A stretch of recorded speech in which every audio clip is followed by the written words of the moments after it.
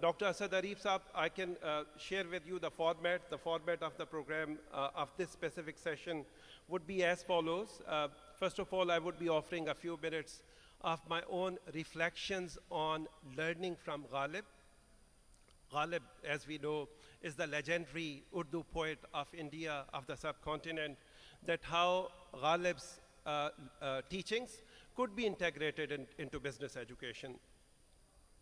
Then I would be inviting Dr. Syed Irfan Haider, the Vice Chancellor of Salim Habib University, who will speak on the role of literature in nurturing ethics and creativity.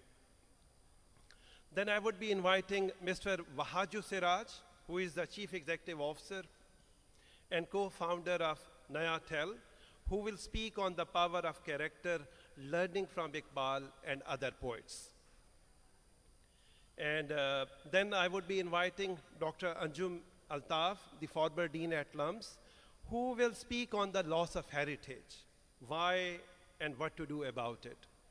Finally, zahmat mein dunga Dr. Asad Arif Sahab ko, jo baat karenge the link between culture, nurturing and education.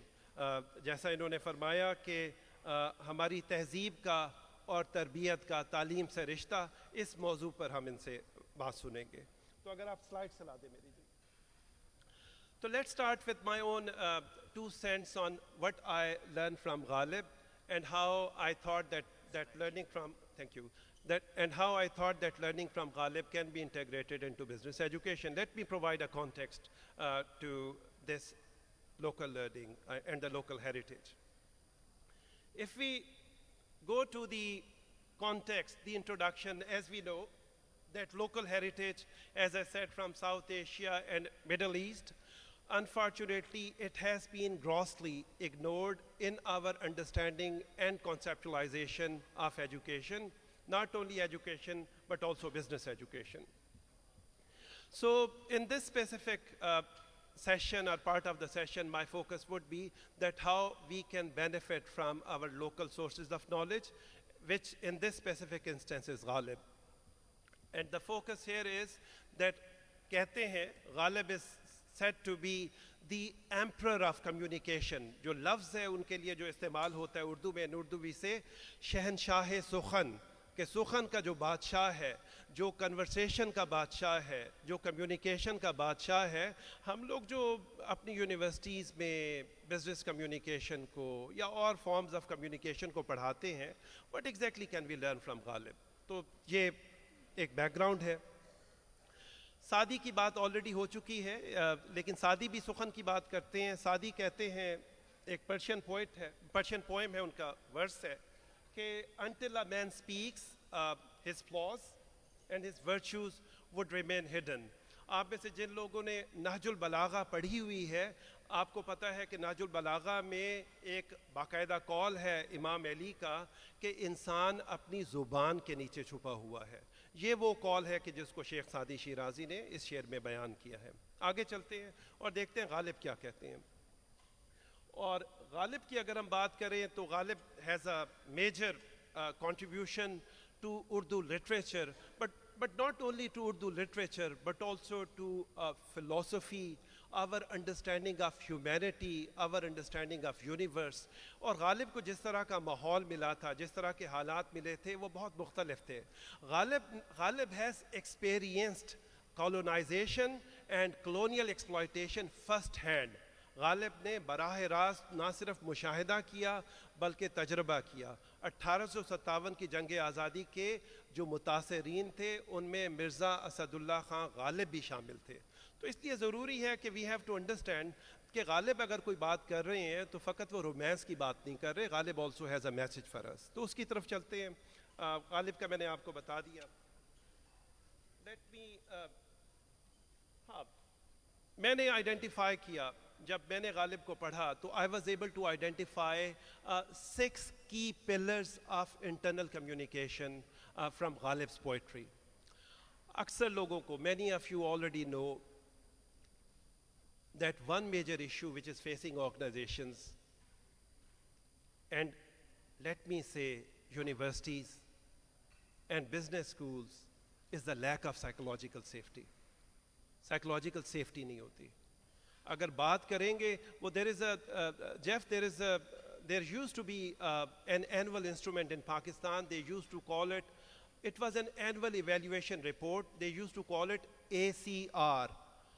And ACR was also known as Annual Confidential Revenge. So if you have done anything against me, if you have dared say anything against me, then surely there is a time for revenge, and that is the ACR. Ab uska naam change ho gaya, they call it Performance Evaluation Report or Appraisal and so on and so forth. Psychological safety and the lack of psychological safety which has implications. غالب کیا کہتے ہیں؟ غالب کہتے ہیں بات پر وہاں زبان کٹتی ہے، وہ کہیں اور سنا کرے کوئی. کہ اگر بات کرنے کی جسارت کر لی تو زبان کٹ جائے گی. میرے پاس REDC میں ایک کارپوریٹ سیکٹر کے لوگ آئے ہوئے تھے, and they said that look, we are a very open organization, we regularly conduct employee surveys and we also conduct town halls, and we are a pretty open organization. پیچھے سے ایک صاحب نے, somebody raised his hand from the back seats, and I said, what's your contribution here? He belonged to the same organization. He said that, look, 2 years ago, I asked a question in a town hall, and I have been reaping the implications and repercussions of that question 2 years ago. The lack of psychological safety. غالب یہی بات کر رہے ہیں کہ بات پر وہاں زبان کٹتی ہے, وہ کہیں اور سنا کرے کوئی. بس یونیلیٹرل لیکچر جتنے مرضی کروا لو, ہمارے وائس چانسلر صاحب سے, ہمارے ڈین صاحب سے, ہمارے ریکٹر صاحب سے, ہمارے چیف ایگزیکٹو آفیسر صاحب سے تقریریں جو مرضی کروا لو, جواب میں کوئی بات نہ کرے, وہ کہیں اور سنا کرے کوئی. That's what it is. جی آگے چلتے ہیں. جی میرے پاس ایگزامپلز ہیں, میں ایگزامپلز کی طرف نہیں جاؤں گا. جی سیکنڈ از رسپانسبلٹی. غالب اپنی شاعری میں ایک لفظ اکثر استعمال کرتے ہیں, ایک نوشن اکثر استعمال کرتے ہیں. میں تو امبیرس فیل کر رہا ہوں کہ میرے سامنے ڈاکٹر اسد اریب تشریف رکھتے ہیں, میرے مرحوم والد کے دوست بھی ہیں, تو اس لیے ان کے ساتھ جو ہے محبت کا رشتہ بھی ہے اور خوف کا رشتہ بھی ہے. لیکن جسارت کر رہا ہوں کہ غالب نامہ بر کا لفظ بہت زیادہ استعمال کرتے ہیں. کسی زمانے میں ڈاکیا ہوتا تھا, جو پیچھے کچھ ینگ لوگ موجود ہیں انہیں اندازہ نہیں ہوگا کہ ڈاکیا کیا ہوتا ہے. ان کو تو واٹس ایپ کا پتہ ہے, انسٹا کا پتہ ہے. کسی زمانے میں ڈاکیا ہوتا تھا, اسی طرح کی یونیفارم پہن کے آتا تھا.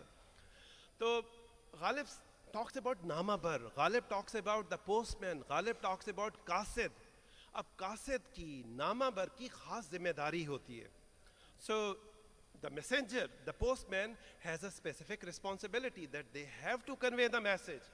They have to disseminate the organizational values. They have to disseminate the organizational culture. غالب کیا کہتے ہیں وہ آپ کے سامنے کر دیتے ہیں. جی کہ غالب کہتے ہیں یہ ہم جو ہجر میں دیوار و در کو دیکھتے ہیں, کبھی صبا کو کبھی نامہ بر کو دیکھتے ہیں. یہ جو نامہ بر ہے یہ فقط پیغام نہیں لاتا, نامہ بر امید بھی لاتا ہے, نامہ بر کلچر بھی لاتا ہے, نامہ بر ہمارا پیغام بھی لے کر جاتا ہے. کیونکہ نامہ بر ہے, اس کا کام ہے ایک طرف سے نامہ لے کر آنا, ایک طرف سے نامہ لے کر جانا. So that's what it is. تو غالب کا دوسرا, so the second pillar which we can identify from Ghalib's poetry in the context of internal communication is responsibility. Responsibilities have to be identified. What would be communicated by the chief executive officer? What would be the role of the HOD? What would be the role of, for example, a senior professor, and so on and so forth. آگے چلتے ہیں. میں due to shortage of time, let's go to relevance and time lines. آپ کو دو چہرے نظر آئیں گے, ایسے لوگ کہ جن کی نظریں پتھرا گئی ہیں بلکہ خود بھی پتھر کے بن گئے ہیں. Relevance and timeliness. تو غالب کیا فرماتے ہیں, ہم نے مانا کہ تغافل نہ کرو گے لیکن خاک ہو جائیں گے ہم تم کو خبر ہونے تک. بھئی جو بات کرنی ہے ٹائملی انداز میں تو کرو. بھئی آپ جو مجھ کو سال کے آخر میں بتا رہے ہو کہ آپ کی اپریزل اس بیسس پہ ہوئی, آپ نے سال کے شروع میں ہی بتا دیتے تو ذرا کام کی بات ہو جاتی. لیکن غالب کی باتیں ہیں, یہ ایک کوئی میری باتیں نہیں ہیں, یہ کسی نے PhD کر کے یہ باتیں نہیں لکھی, غالب نے لکھی ہیں. تو اس لیے کچھ باتوں کے اندر کوئی ایسی چیز ہے جو آپ کے ساتھ ریزونیٹ کر رہی ہے. آگے چلتے ہیں. جی کیونکہ میں بہت وقت نہیں لینا چاہتا, I will move on. Engagement forums, ہاں ہو انگیجمنٹ فورم، جیسے ٹاؤن ہال جسے کہتے ہیں، جیسے وہ دربار کہتے ہیں آرمی میں. تو غالب کہتے ہیں دکھاؤں گا تماشا دی اگر فرصت زمانے نے، میرا ہر داغ دل ایک تخم ہے سروے چراغاں کا، مجھے موقع تو دیں میں دل کی بات کروں. میرے دل کا ہر داغ اس طریقے سے پھوٹے گا جس طریقے سے چراغاں، جس طریقے سے سرو ہو، جس طریقے سے پھل جھڑی ہو، جس طریقے سے آتش بازی ہو. آپ مجھے موقع تو دیں بات کرنے کا. مطلب let me speak. If you let me speak, then I can share my heart with you. Then I can share my misgivings with you. یہ تیسری چیز ہے. چوتھی چیز ہے غالب کی. It is the organization's responsibility that we have to offer avenues, we have to offer engagement forums.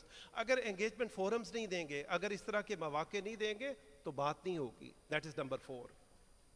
آگے چلتے ہیں جی، اور ہم آتے ہیں نمبر 5، ملٹیپل میڈیا. آپ you know better than anyone else that just email may not be enough.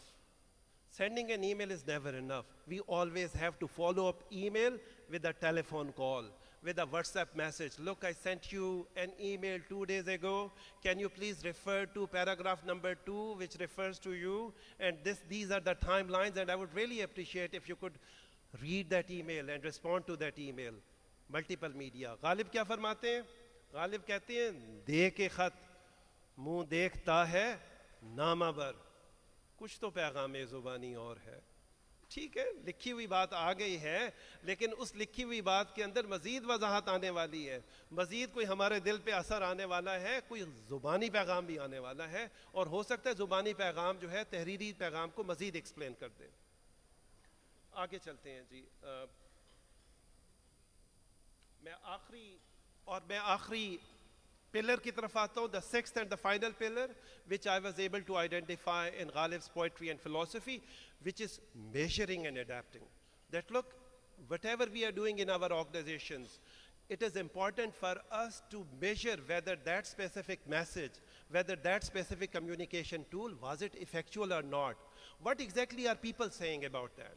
Measuring and adaptability. So let's, غالب کیا کہتے ہیں؟ میں بھی منہ میں زبان رکھتا ہوں، کاش پوچھو کہ مدعا کیا ہے. So translation آپ کے ساتھ، translation for your sake is also there, Jeff. So نیچے ایک اور شعر ہے، بڑا مزیدار شعر ہے. ہم لوگ سمجھتے ہیں کہ گاڑی دیکھ کے بڑا ہم نے حاتم طائی کی قبر کے اوپر لات رسید کر دی، ہم نے جو 7.5% انکریمنٹ دی ہے، وہ کہتے ہیں تو انفلیشن ہماری 21% تھی، تو یہ 7.5% کے اوپر آپ کیا ہمارے اوپر روب جھاڑ رہے ہیں. دونوں جہان دے کے وہ سمجھے یہ خوش رہا، یا آپ پڑی یہ شرم کے تکرار کیا کریں. میجر کریں، اڈیپٹ کریں، کچھ چیزوں کو دیکھیں تو صحیح. اچھا جناب عالی، now I have to sum this up. جب میں اس کو سم اپ کرتا ہوں ان 6 پلرز کو، تو بیسکلی آپ کے سامنے آ جاتا ہے.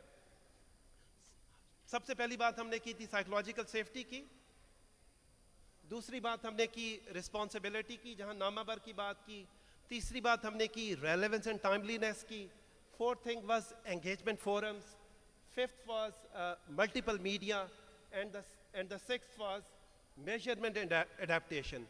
Acronym کیا بنتا ہے؟ Prem.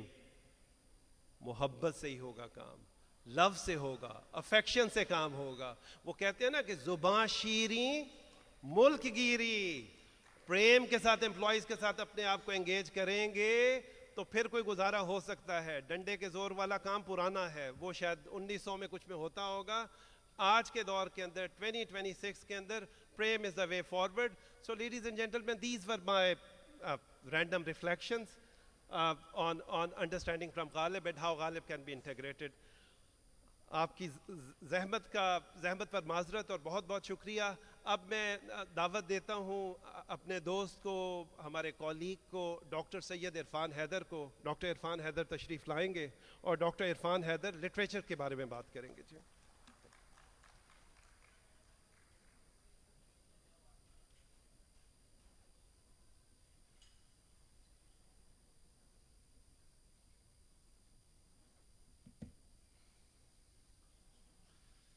Thank you, Jawad Saab. Thank you, organizers, NBAC, and all the vice chancellors, directors, deans, and people interested in academia and life of learning. It's a very interesting topic and it has gotten me thinking. Originally تو میرا خیال تھا کہ مجھے Urdu literature پہ بات کرنی ہے. جب میں نے لکھا تو اس کا تعلق صرف اردو سے نہیں ہے, اور کیا نہیں ہے تعلق وہ میں ابھی بتاتا ہوں. Some weeks ago an academician told me the following thing, and I have been thinking about it since then. Anyone who does not know his grandparents' languages, یعنی کہ نانا نانی دادا دادی maternal اور paternal sides grandparents, cannot be called educated. یعنی کہ وہ شخص جس نے اپنے نانا نانی دادا دادی کی زبان بھلا دی ہے اس کو تعلیمی یافتہ نہیں کہا جا سکتا. کیوں؟ اور we take pride. As I was traveling from Karachi over here, تو کوئی 40-50 بچے تھے اس فلائٹ میں جو کسی ایونٹ کے لیے شاید کراچی گئے تھے, and they were returning back to Lahore. اور وہ سب کے سب انگریزی میں گٹ پٹ کر رہے تھے, اور ان کی گٹ پٹ سے یوں احساس ہو رہا تھا کہ وہ نانا نانی دادا دادی کی زبانوں کو بہت عرصہ ہوئے چھوڑ چکے.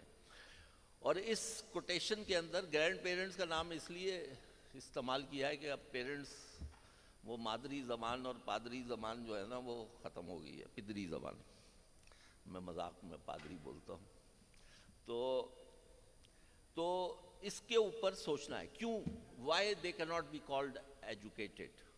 Because they have thrown away the legacy, wisdom, norms and understandings that have been accumulated in the family over hundreds of years.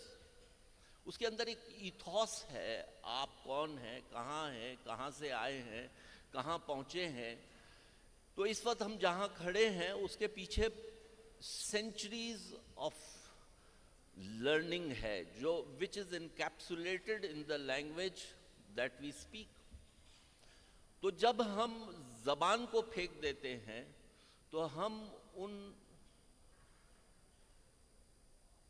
Norms کو, ان اخلاقیات کو, ان روایات کو, ان ٹریڈیشنز کو بھی جنگ کر دیتے ہیں.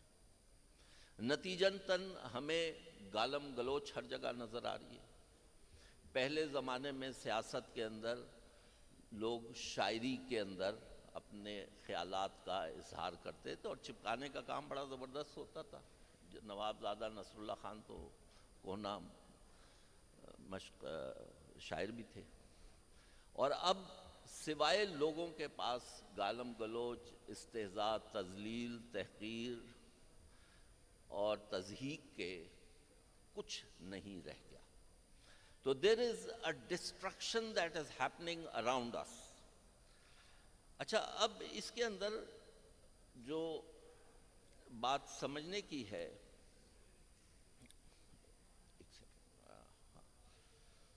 کہ جو لیگسی آف وزڈم کی لیگسی ہے جو ٹرانسمٹ ہوتی ہے, اس وزڈم کے اندر ایک خاص بات ہوتی ہے. وزڈم میں مثال کے طور پر جھوٹ بولنا برا ہے, ٹھیک ہے, لیکن کس وقت جھوٹ بولا جائے اور کس وقت چپ رہا جائے وہ وزڈم بتاتا ہے. ہر وقت ہر بات ہر جگہ پہ منہ پھٹ انداز میں کہنا اور کہنے کا کیا طریقہ ہونا چاہیے یہ وزڈم بتاتا ہے.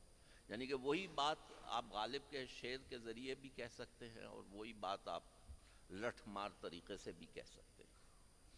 تو لٹریچر اور پوئٹری کا یہ کام ہوتا ہے کہ وہ جو مسائل ہمیں درپیش ہیں آج کل, یعنی کہ جو فیلنگز ہیں جس کے اندر سیڈنس ہے, ہیپینس ہے, غم ہے, رنج ہے, الم ہے, خوشی ہے, مایوسی ہے, اور جلن ہے, اور غصہ ہے, انتقام ہے, یہ ساری جو فیلنگز ہوتی ہیں ہمیں یوں لگتا ہے کہ یہ ہمارے ساتھ ہی ہو رہا ہے. آج کل سوشل میڈیا پہ جو لوگ ہیں وہ جانیں گے یہ زمانہ دوستی کا نہیں ہے، نفرت کا زمانہ ہے. یہ زمانہ جو ہے ایثار کا نہیں ہے، اپنا مطلب حاصل کرنے کا زمانہ ہے.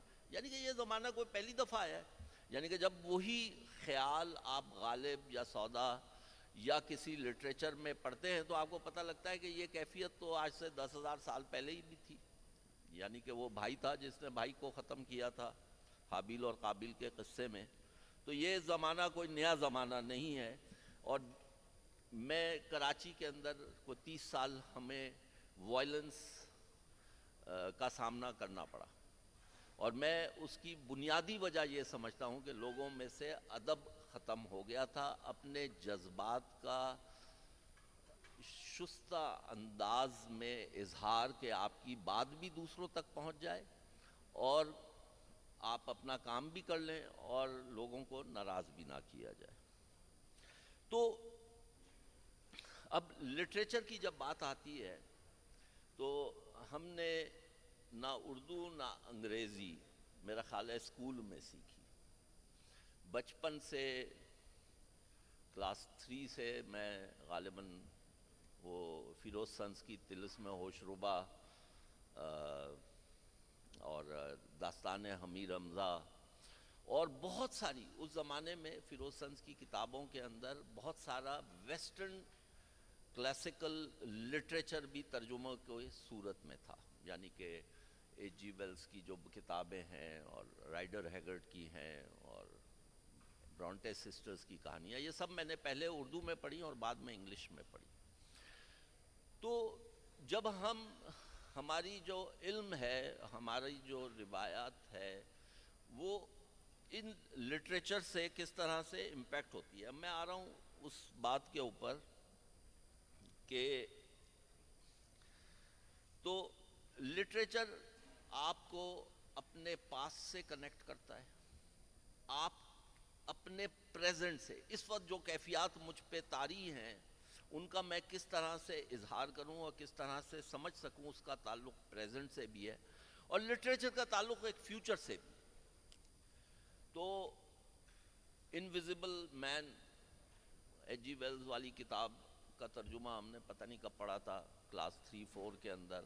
مریخ کے اوپر حملہ کیسے ہوتا ہے یہ بھی اس زمانے میں تھا. وار آف دا ورلڈز ہے اور بہت ساری اس زمانے میں کتابوں کے ترجمے ہمارے پاس تھے.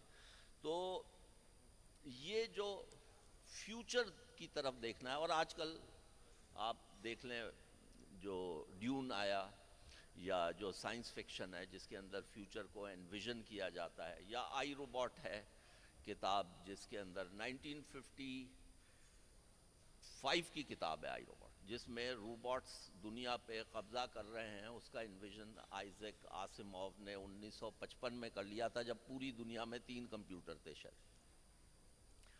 تو literature has a way of peeping into the future, connecting you with your past and helping you in coping with the tensions, pressures, depressions, misgivings, scheming or connivance and whatever is happening to you in this life.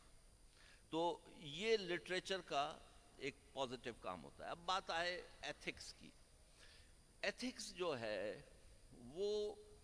وہ چیز ہوتی ہے جہاں پہ rules اور regulations کی boundary ختم ہوتی ہے, وہاں سے ایتھکس شروع ہوتا ہے. یعنی کہ وہ چیزیں جو صحیح اور غلط کی طرح سے کوڈیفائی ہو گئی ہیں وہ تو ایک اپنی جگہ ہے, لیکن ایتھکس وہاں شروع ہوتی ہے جس کے ہم کہتے ہیں انٹینٹ آف دا لا. ایک تو لیٹر آف دا لا ہے, ایک اس کا انٹینٹ ہے which goes beyond this. یہ جو انٹینٹ ہے یہ کہاں سے ملتا ہے؟ یہ ہمیں لٹریچر سے ملتا ہے.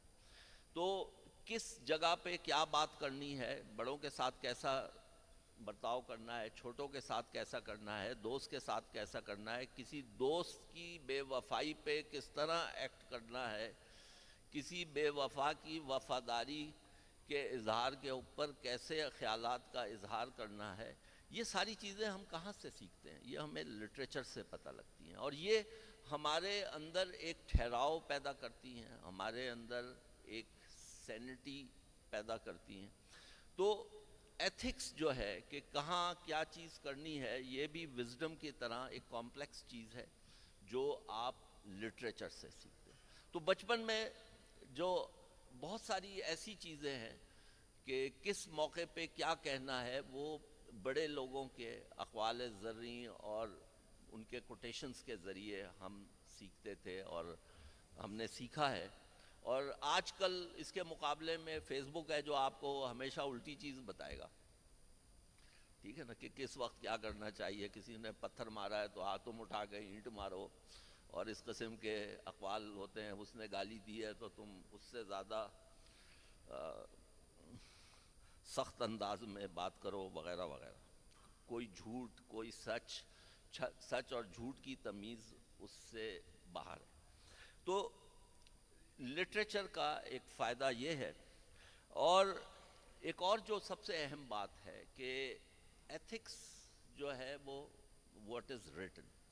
اور آج کل تمام چیزیں ان ریٹن پہ چل رہی ہیں.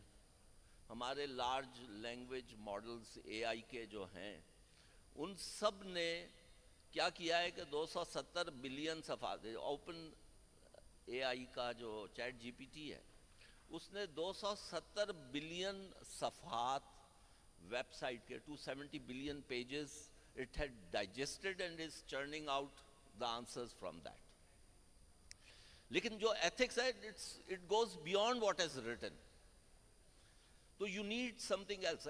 تو جو many of the problems that are being confronted by humanity today, such as mental illnesses. یعنی کہ ہم جب بچپن میں ہم نے تو کبھی کسی کو نہیں سنتے دیکھا کہ میں ڈپریس ہوں، مجھے سٹریس ہو گیا ہے، یا مجھے اسپیس چاہیے. تو ہمارے والدین ہمیں جو کام کہتے تو وہ ہمیں کرنا ہوتا تھا، چاہے ہمارے پاس 10 کام ہو یا 100 کام ہو. تو یہ سٹریس کا بہانہ کوئی نہیں ہوتا تھا.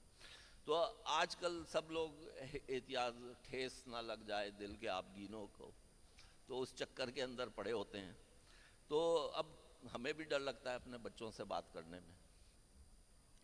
تو یہ جو اتنا فریجائل جو ہم ہو گئے ہیں وہ کیوں ہو گئے؟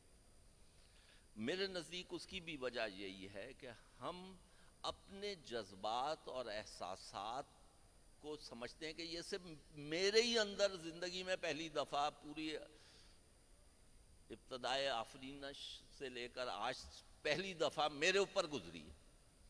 تو لٹریچر آپ کو بتاتا ہے ٹھہر جاؤ بھائی، ٹھہر جاؤ، 200 سال پہلے بھی یہ ہو چکا ہے. لوگ یہی طریقہ تھا، 2000 سال پہلے بھی لوگوں میں یہ تھا. دھوکہ پہلے بھی ہوتا تھا، آج بھی ہوتا ہے. یوٹیوب، بروٹس، تو یہ دھوکہ وغیرہ ہر جگہ ہوتا ہے. تو آپ کو ضروری نہیں ہے کہ یہ آپ کے ساتھ پہلی دفعہ ہوا ہے کہ اس زمانے میں دھوکہ، بلکہ اور یہ جو سوچ ہے میری، اس سے ہی ایک بڑا پاپولر ایک چیز چل رہی تھی سوشل میڈیا میں. جب میں نے اسٹوڈنٹ سے پوچھا تو وہ سب وشسلی اپنا سر ہلا رہے تھے کہ یہ زمانہ دوستی کا نہیں ہے، ٹھیک ہے نا، یہ زمانہ دوستوں لوگوں سے دور رہنے کا زمانہ ہے. کچھ اس طرح کی بات تھی. تو اب جو یہ مینٹل النس ہے، جس کے بعد سوسائڈ ہے، لونلینس ہے، یہ وہ چیلنجز ہیں جس کے اندر لٹریچر جو ہے، اور اس زمان کا لٹریچر جو آپ کے ساتھ ریزونیٹ کرے. اور ریزونیٹ وہی زبان کرے گی جو آپ کے ارد گرد تہذیب کے اندر رچی بسی ہوتی ہے. اور وہ جو تہذیب کے اندر رچی بسی جو ہے، اس کا ایکسپریشن جو ہے، اسے ہم ادب یا شاعری اور اس کے اندر ہم اپنے ارد گرد پاتے ہیں. تو اب اگر ہمیں ان سارے مسائل کے اندر اپنا راستہ نکالنا ہے، ہاں ایک اہم چیز کریٹیوٹی رہ گئی. کریٹیوٹی کے اندر آؤٹ آف دا باکس ہے، اور out of the box thinking کے لیے لٹریچر سے تو بہتر کوئی چیز ہی نہیں ہے. کیونکہ ہم اس کے اندر جب بچپن کا لٹریچر پڑھتے ہیں تو چاہے وہ ہیری پوٹر ہو، چاہے وہ ہمارے دیو پریوں کی کہانیاں ہوں یا وہ ہمارے دوسرے ایڈونچرز کی کہانیاں ہوتی ہیں، تو یہ سب جو ہے آپ کی امیجنیشن بلڈ کرتی ہیں، اور یہ imagination takes you to the creativity. تو میں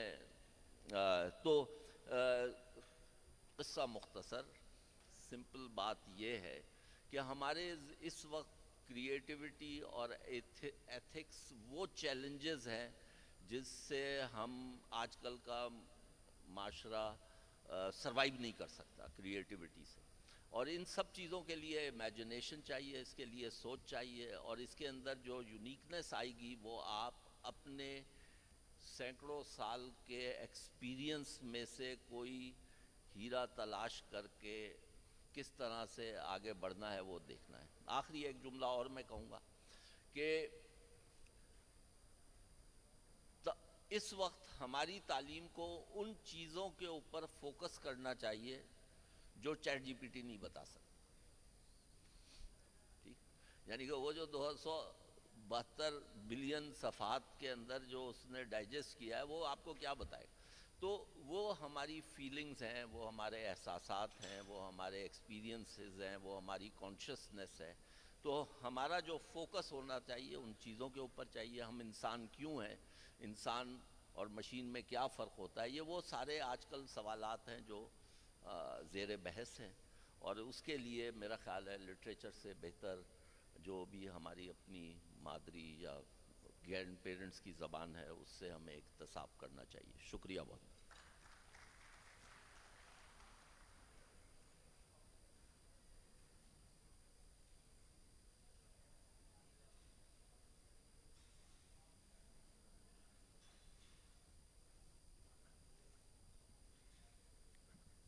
اعوذ باللہ من الشیطان الرجیم. بسم اللہ الرحمن الرحیم. In the name of Allah, the one and unique, He is whom we worship, and it is His help that we seek. He is Lord of oppressed and accepts prayer of the weak. It is a pleasure and honor for me to be here, and actually I would be sharing some of the practitioners' experience in the power of character, that how you can leverage the power of character to build something great, something unique, something long lasting. So and this is actually our own story. This is the story of Neatel, because I think about 25 years back we started with a small humble computer shop, 2 people, no paid up capital, and in 2024 last year we are from 2 to 2500 people team, and from 0 to 9 billion plus rupees yearly revenue last year, and contributed more than actually more than 3.5 billion rupees in various taxation payments. So building a company which is, I would say, 99% ethical, 100% compliant in this country, where the people say کہ یار business میں تو سب چلتا ہے, and there are actually business tycoons who have the guts to come on the media and say کہ یار یہاں پہ تو فائلوں کو پہیے لگانے پڑتے ہیں اور کوئی مسئلہ نہیں ہے. And I can say with confidence that in 99% we have alhamdulillah not bribed anybody and still survived. Not survived, grew, outsmart competition, because it was based on the power of character. When we started the company, so the small PC shop in Blue area of Islamabad, some friend used to ask, why people will buy from you? What is something unique about you? And we told them, look bro, we will not cheat. We will not cheat with the customers. We will not cheat with the shareholders. we will provide a quality service and product, and we will serve. So, and we will not actually use any shortcuts to make money. This is how the foundation was built. So, the honesty and integrity was the foundation of Neotel. And this has actually led to growth. And when we started, we took on the big giants, you know. We were 20 people company providing DSL, and the PTCL was 60,000 people company providing DSL. And we beat them hard, you know, at that time. So a small company taking up to the big giants using this power. What was the vision? And that vision is still there. That vision is not to make money. That vision is not cutting edge technology. That vision is not making something very fancy. That vision is to become a role model of trust, set highest standards of quality, and add value to the society. 3 things. So, to become a role model of trust, you need the power of character. And to set highest standards of quality, you need competence. You need innovation. And when you combine the character with competence, my dears, then you make the wonders. Then you create something great. So this was the challenge. So starting from 2 people, in 2 people team, in 10 people team, you can manage things, you know. Because you are like-minded people, you have a common set of values. But when the team is growing, how you scale up, how you build this culture, because the culture or the character of the organizations should be reflected in every team member, from top to bottom. So this was the challenge, and then we gradually set up and elaborated systems of training and doing evaluations and rewards actually. So the honesty is rewarded, hard work is rewarded, going out of the way to help a customer is rewarded. So these things have been implemented to make the company to scale up to a larger level. And in that actually, we took the spiritual guidance from the teachings of Islam, from the teachings of Allah subhanahu wa ta'ala, from the teachings of Prophet Muhammad sallallahu alaihi wasallam, and the teachings of the great poets from our heritage. And I would share some of the things that actually reflects the great culture of any society, of any organization, or any company. And I would start with Iqbal, and Iqbal is actually very close to my heart. And I have read many of his books from cover to cover. And Iqbal actually spoke about the power of character. Sufi ki tariqat mein faqat masti ahwal. Sufi ki tariqat mein faqat masti ahwal. Mulla ki shariat mein faqat masti guftar. Shair ki nawa murda wo afsurda wo bezauq. Afkar mein sarmast na khabida na bedar. وہ مرد مجاہد نظر آتا نہیں مجھ کو، وہ مرد مجاہد نظر آتا نہیں مجھ کو، ہو جس کے رگو پے میں فقط مستی کردار، ہو جس کے رگو پے میں فقط مستی کردار. So this was something missing, I think, from our society, and we need to rebuild that. And then the kalam of Maulana Altaf Hussain Hali, you know, and Musaddas Hali, مجھے almost زبانی میں نے یاد کی.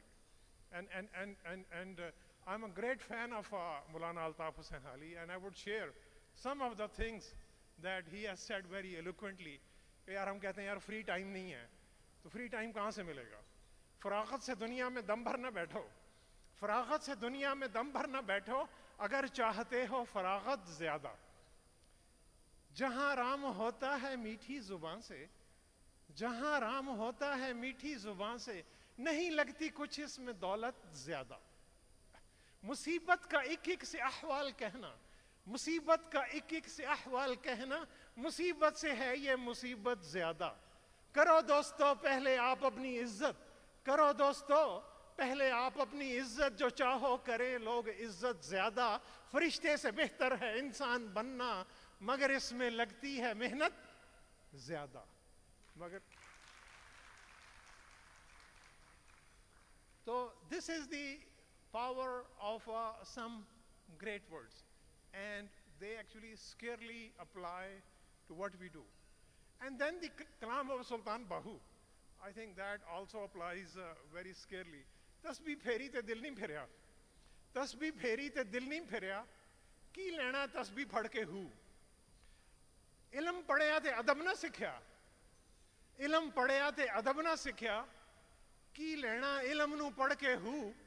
چلے کٹے تے کچھ نہ کھٹیا, چلے کٹے تے کچھ نہ کھٹیا, کی لینا چلیاں وڑ کے ہو. جاگ بنا دودھ جمدا نہیں, باہو پاویں لال ہون کڑ کڑ کے ہو. تو مائی ڈیئر, جاگ لگانی پڑتی ہے. دودھ کو جتنا ابالیں گے جمے گا نہیں, اس میں تھوڑی سی جاگ, آنیسٹی کی, پیار کی اور خلوص کی وہ لگانی پڑتی. دین کمز دا فیض. اور فیض کا جو کلام ہے, میں نے اس کی بھی کئی کتابیں پڑھی ہیں, آپ سب نے بھی پڑھی ہوں گی. اس کا کلام انقلابی ہے, اس کا انقلاب باغیانہ ہے, اسٹیٹس کو توڑتا ہے, اسٹیٹس کو چیلنج کرتا ہے. اور اس کا کلام میں رات کو پڑھ رہا تھا تو میں نے بیگم سے کہا یار یہ والی میں نظم سناؤں گا, تو بیگم نے کہا آپ کا دماغ خراب ہو گیا, یہ نہ سنائے, ادروائز ہو سکتا ہے آپ کہیں مسنگ ہو جائیں. وہ ہے دے اللہ دی مار. تو میں ایکچولی اس پہ نہیں جاتا, لیکن میں اس پہ آتا ہوں کہ جس پہ فیض نے کہا کہ ہم لائف میں سم ٹائم عشق کرتے ہیں اور کام کرتے ہیں. کام ادھر ہوتا ہے, عشق ادھر ہوتا ہے, تو دونوں ڈائیورجنٹ ہوتے ہیں, دونوں کو کنورج کرنے کی ضرورت ہے. عشق کو پروفیشن بنانے کی ضرورت ہے. وہ لوگ بہت خوش قسمت تھے جو عشق کو کام سمجھتے تھے یا کام سے عاشقی کرتے تھے. ہم جیتے جی مصروف رہے, کچھ عشق کیا کچھ کام کیا, کام عشق کے آڑے آتا رہا اور عشق سے کام الجھتا رہا, پھر آخر تنگ آ کر ہم نے دونوں کو ادھورا چھوڑ دیا. تو اگر پارٹ ٹائم عشق کریں گے, پارٹ ٹائم کام کریں گے, تو پھر کچھ بھی نہیں ہوگا. Then comes the Ahmad Nadeem Qasmi. Ahmad Nadeem Qasmi کی میں نے 6-7 کتابیں پڑھی, cover to cover, beautiful poetry. اس کی بھی میں ایک آپ سے ون آف دی کپلیٹ آپ سے شیئر کرتا ہوں. رب واحد کے پجاری ہو اگر, رب واحد کے پجاری ہو اگر, تم جو کثرت میں ہو وحدت سیکھو.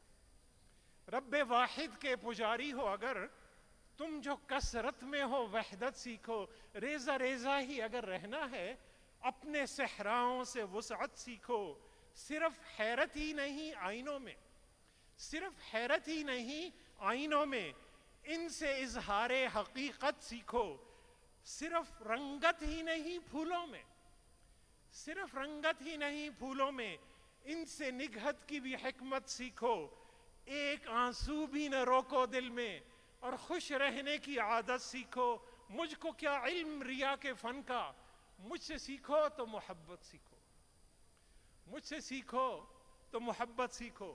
سر دس از سم تھنگ, جیسے عرفان بھائی کہہ رہے تھے کہ یہ محبت کا جو پیغام ہے اسے پڑھانے کی ضرورت ہے. And then actually I would come to the Maulana Zafar Ali Khan, and I am a big fan of him. And he was actually immersed in the love of Allah subhanahu wa ta'ala and the love of Prophet Muhammad sallallahu alayhi wa sallam. اور انہوں نے بھی بڑا خوبصورت کلام کہا. اور پھر اس کے بعد قتیل شفائی, جوش ملی آبادی, کلیم عاجز, some poets from this Pakistan, some poets across the border, اکبر الآبادی, آل احمد سرور, حفیظ جلندری, آنند نارائن ملا, چک بست, جگن ناتھ آزاد, گوپی چند نارنگ, اینڈ کنور مہندر سنگھ بیدی. شاید کنور مہندر سنگھ بیدی اور گوپی چند نارنگ میں سے دونوں میں سے کسی کا ایک یہ شعر ہے, اور ان دونوں پہ آئی ڈونٹ نو کسی نے لکھا ہے کہ اس کا ہے اور اس کا ہے. صرف مسلم کا محمد بے اجارہ تو نہیں, صرف مسلم کا محمد بے اجارہ تو نہیں, عشق ہو جائے کسی سے کوئی چارہ تو نہیں. تو my dear, and I would end actually with some of the great saying of a great poet جن کو ہم حفیظ جلندری کے نام سے جانتے ہیں, اور سب کو پتہ ہے کہ وہ جو پاکستان کا قومی ترانہ ہے اس کے خالق ہیں. اور اکثر آج کل یا پچھلے چند سالوں سے نئے پاکستان کی بات ہوتی ہے, نئے دور کی بات ہوتی ہے, نئے لاہور کی بات ہوتی ہے, نئے پنجاب کی بات ہوتی ہے, اور بہت سارے سیاسی نعرے لگتے ہیں. 4 یا 5 اگست 1947 کو حفیظ جلندری نے ایک نظم لکھی, اور حفیظ جلندری نے وہ نظم قائد اعظم رحمۃ اللہ علیہ کی خدمت میں پیش کی. اور 14 اگست کی رات کو, 14 اگست 1947 کی رات کو ریڈیو پاکستان سے وہ نظم نشر کی گئی. اس نظم کا عنوان تھا نیا دور, اور اس نظم میں حفیظ جلندری نے جو پاکستان بننے جا رہا تھا, اس پاکستان کا جو خواب تھا, اس پاکستان کے خواب کی تعبیر بتائی, اور اس کا ایک فیوچر ویژن بتایا, اور یہ بھی بتایا اس فیوچر ویژن کو امپلیمنٹ کون کرے گا. نئے دور میں عرش بری باران کرم برسائے گا, نئے دور میں عرش بری باران کرم برسائے گا, فرش زمین پر چاند ستارے کا پرچم لہرائے گا. زیر پرچم پھول کھلیں گے حسن کی رنگا رنگی کے, زیر پرچم پھول کھلیں گے حسن کی رنگا رنگی کے, بچھڑے ہوئے سازوں سے ملیں گے نغمے ہم آہنگی کے. نئے دور میں فرش زمین پر ایک نیا رنگ آئے گا, دنیا بھر میں امن و امان انسانیت دکھلائے گا. امن و امان پابند رہیں گے ایک شرط بنیادی کے, سینوں میں آئینے ہوں گے آئینے آزادی کے. اپنی صورت دیکھنے والا حیرت میں کھو جائے گا, ہر ذرہ ایک آفتاب ہے یہ ثابت ہو جائے گا.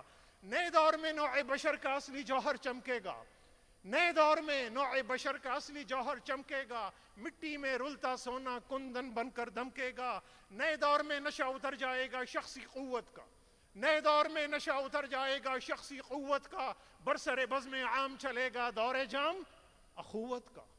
نئے دور میں محنت, نئے دور میں محنت سرمایہ گردانی جائے گی, مفت خور کی توند ناعالی پایا جانی جائے گی, قدر ہنر معیار نظر ہی سے پہچانی جائے گی. پیسے پر منقوش کوئی بھی رائے نہ مانی جائے گی. نئے دور میں پورب پچھم کرنوں والے ابھریں گے, اتر دکن نئی روشنی نئے اجالے ابھریں گے.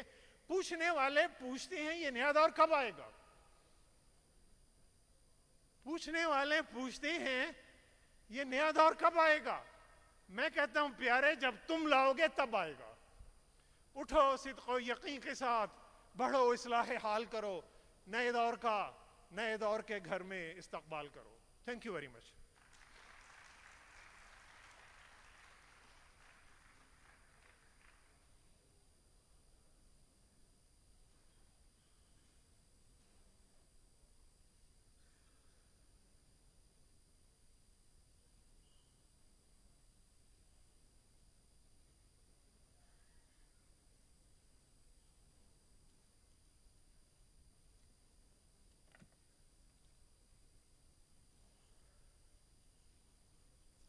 السلام علیکم.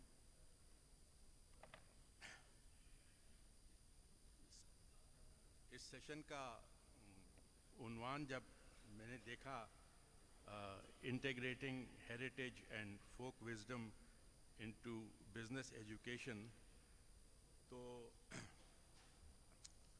ایک دو خیال میرے ذہن میں آئے. پہلا یہ تھا کہ ہیریٹیج اور فوک وزڈم تو ہمارے درمیان موجود ہے, اور اس کی افادیت سے کسی کو اختلاف بھی نہیں ہے.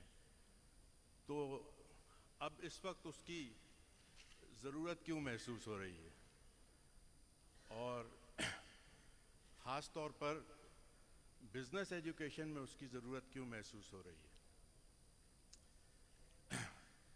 اس کا تھوڑا سا پس منظر یہ بھی ہے کہ جب میں لمس میں ڈین تھا تو میں نے کور کریکولم وہاں پہ شروع کرنے کی کوشش کی تھی.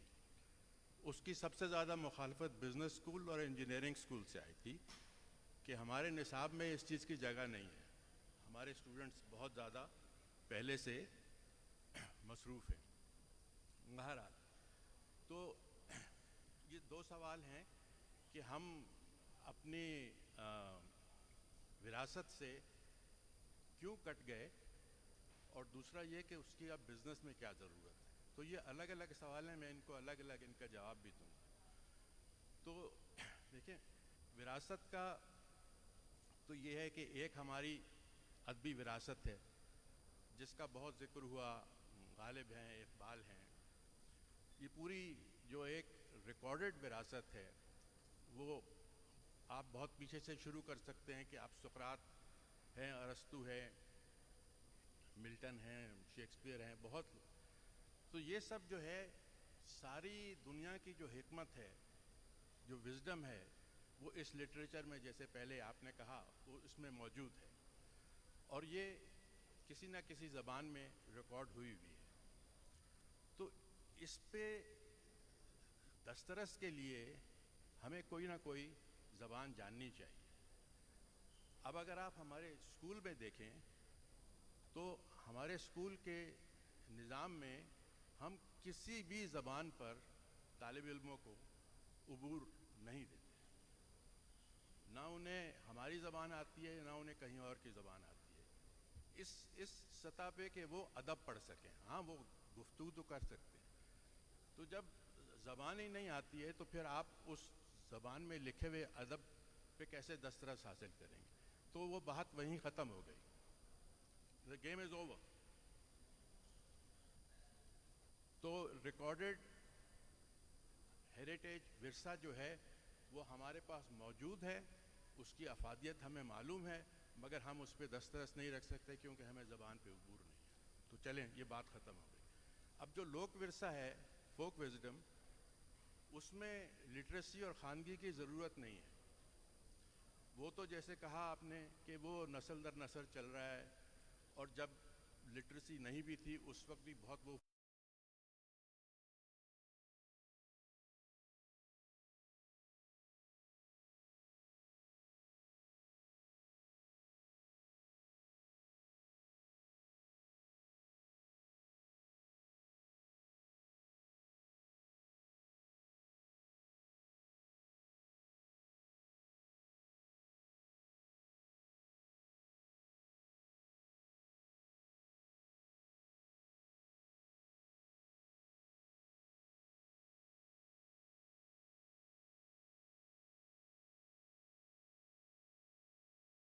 اس پہ ہلدی لگانی ہے یا لہسن لگانا ہے یا چونا لگانا ہے, اگر دانے نکل آئیں تو کیا کرنا ہے, یہ سب چیزیں ان کو معلوم تھی. پانی کے گھڑے میں چاندی کا روپیہ ڈالنا ہے کیونکہ وہ اس کو ڈس انفیکٹ کر دیتا ہے. تو یہ سب جو علم تھا جو ایک نسل سے دوسرے نسل پہ ٹرانسفر ہو رہا تھا, وہ کہاں چلا گیا؟ وہ یہاں چلا گیا کہ ہم نے اس کو ریجیکٹ کر دیا. ہم نے کہا یہ تو بوڑھی عورتوں کی باتیں ہیں, اس کی کوئی سائنسی بنیاد نہیں ہے, یہ تو اس کا کوئی وہ نہیں ہے, بیسس نہیں ہے. تو آج آپ دیکھیں, اگر آپ کسی سے پوچھیں کہ کس چیز کی تاثیر گرم ہے یا ٹھنڈی ہے, تو ان کو وہ علم نہیں ہے. تو یہ ہیریٹیج جو ہے, یہ اب فوک وزڈم جو ہے اس کے برخلاف ریکارڈڈ وزڈم کے, یہ تو موجود ہی نہیں ہے. دس از لاسٹ, از گون. اس کی اور مثال آپ لے لیں کہ میں دیکھتا ہوں ذرا, ہاں, کہ ہماری موسیقی کی بھی ایک میراث ہے. میراث کے لفظ کو ہم نے اب دیکھیے کتنا فرق ہے کہ ایک جو ہیریٹیج ہے اس کو ہم کتنی حقارت سے دیکھ رہے ہیں, اس کے لیے لفظ کا استعمال کر رہے ہیں. اسی طرح ہمارے لباس کی بھی ایک ہیریٹیج ہے. آپ سے میں اگر پوچھوں کہ کتنے لوگوں کو ٹائی باندھنی آتی ہے, تو ہر شخص کو آتی ہے. اگر میں پوچھوں کہ کتنے لوگوں کو تہمت باندھنی آتی ہے یا پگڑی باندھنی آتی ہے, تو کسی کو نہیں آتی ہوگی. اور اگر میں آج تہمت باندھ کے آ جاتا تو مجھے پی سی میں داخل نہیں ہونے دیا جاتا. اور اگر میں پگڑی باندھ کے آتا تو وہ کہتے کہ شاید یہ یہاں کا بہرا ہے. تو ہم اپنی وراثت کو اتنی حقارت سے اگر دیکھیں گے تو ہمیں حیران نہیں ہونا چاہیے کہ وہ ہماری وراثت جو ہے وہ غائب ہو گئی. So recorded wisdom exists and we can not access it, اور جو فوک وزڈم ہے دیٹ از لاسٹ. چلیے اب یہ بات ختم ہو گئی. اب ہم آئیں کہ بزنس ایجوکیشن میں فوک وزڈم ہیریٹیج کی کیا ضرورت ہے. تو اس کے عنوان میں تھا کہ ہمیں اس کی ضرورت ہے انوویشن کے لیے, اختراع کے لیے. تو انوویشن کا جو ہے اختراع, انوویشن کا اگر آپ اس کے متعلق سوچیں اس لفظ پہ, کہ تو انوویشن کرنے کے لیے سب سے پہلے سوچنا پڑتا ہے کہ ہم کیا چیز نئی بنائیں, اور پھر جو پرانی چیز ہے اس کو توڑنا پھوڑنا بھی پڑتا ہے. سو اس میں یہ دونوں عمل ہیں, شامل ہیں, تھنکنگ اور توڑ پھوڑ. سو جس کو شمپیٹر نے کہا ہے کریٹو ڈسٹرکشن. انوویشن جو ہے وہ بغیر کریٹو ڈسٹرکشن کے نہیں ہو سکتی. تو اگر ہم تھنکنگ کا پہلو لے لیں تو آپ لوگ اس پہ غور کیجئے کہ ہمارے اسکول میں کیا ہم تھنکنگ کو پروموٹ کر رہے ہیں یا نہیں.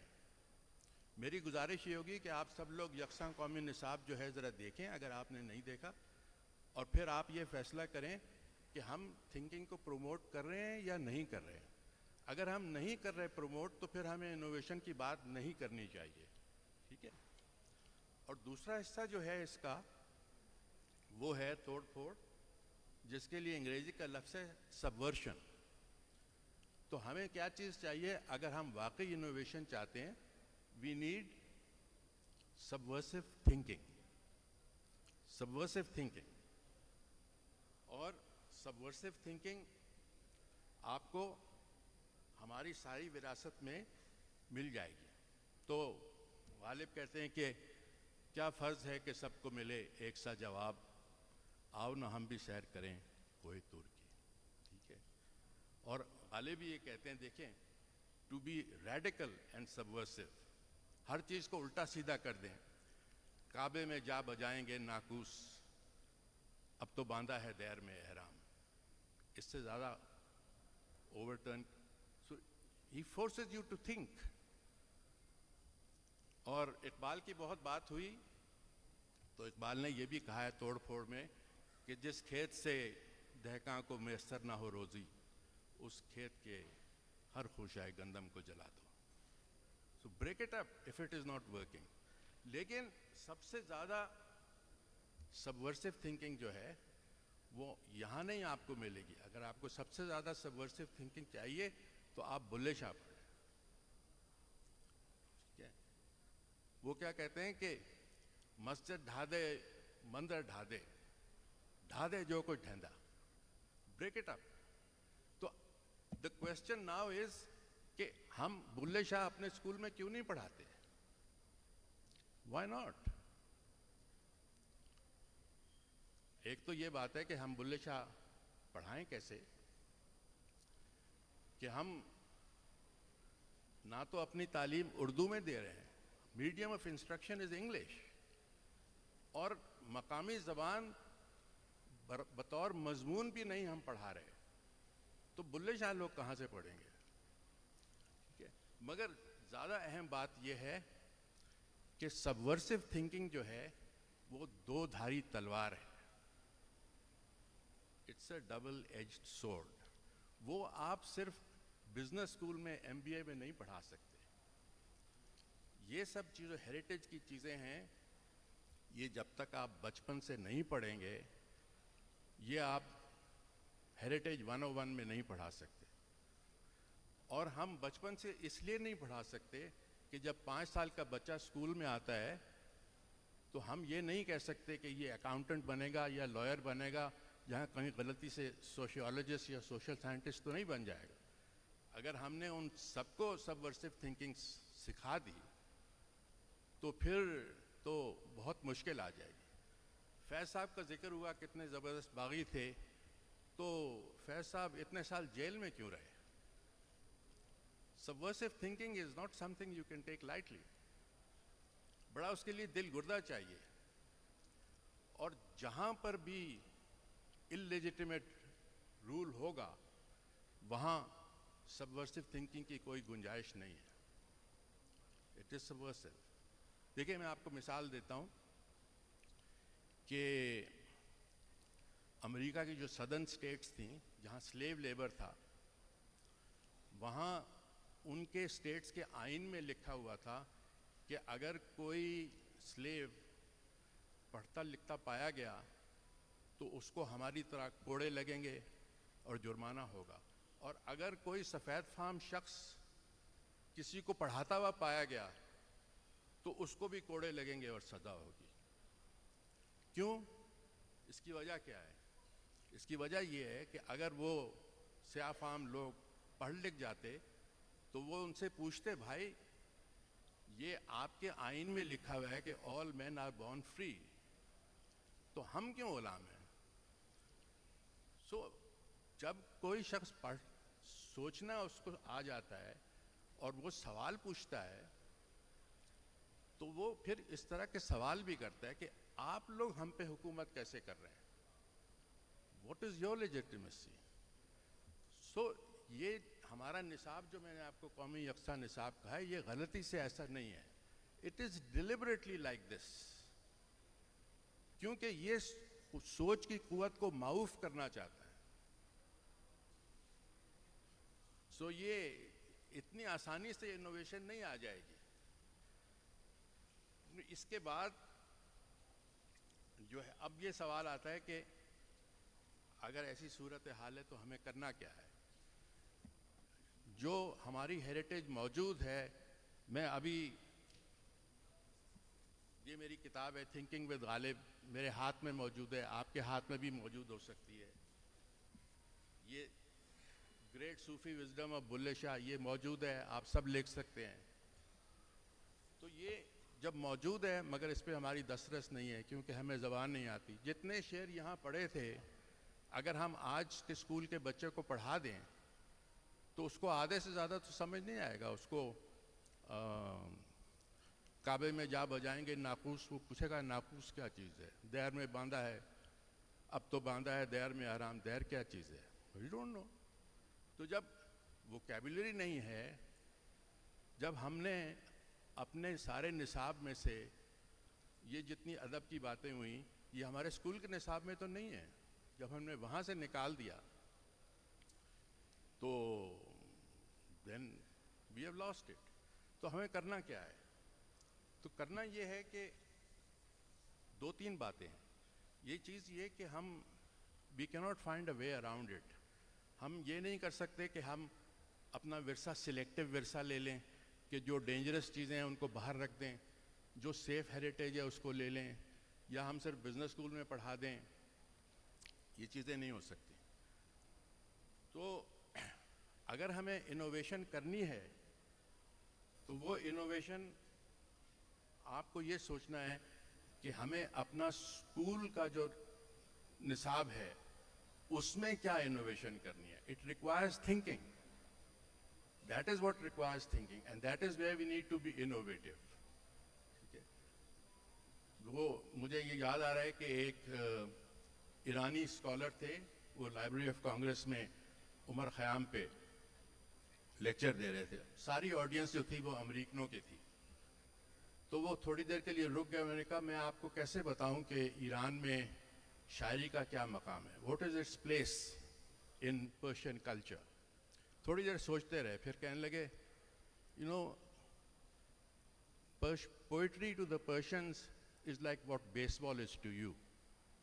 تو جیسے ہم اس کو ٹرانسلیٹ کر لیں تو کرکٹ، کہ ہمارے ہر بچے کو پتہ ہے کہ جاوید میاں کون تھا اور عمران خان کون تھا، لیکن بلے شاہ کون ہے، اقبال کون ہے. تو اقبال اور غالب کو ہم نے اس پہ وہ ریڈیوس کر دیا ہے کہ ہاں یہ بہت بڑے لوگ تھے، بہت عظیم شاعر تھے اور ہمیں بڑا فخر ہے کہ وہ مسلمان تھے، مگر وہ پیڈیسٹل پہ ہیں، we have no access to them. تو اسکول کے نظام میں ہمیں پہلی بات یہ ہے کہ وہ کس زبان میں ہوگا. اگر تو ہم ساری چیز انگریزی میں کریں گے تو دین پھر تو بات وہیں ختم ہو گئی. مقامی زبان کم سے کم پڑھانی سکھانی، اس میں آپ کو ہیریٹیج بھی شامل کرنی ہے.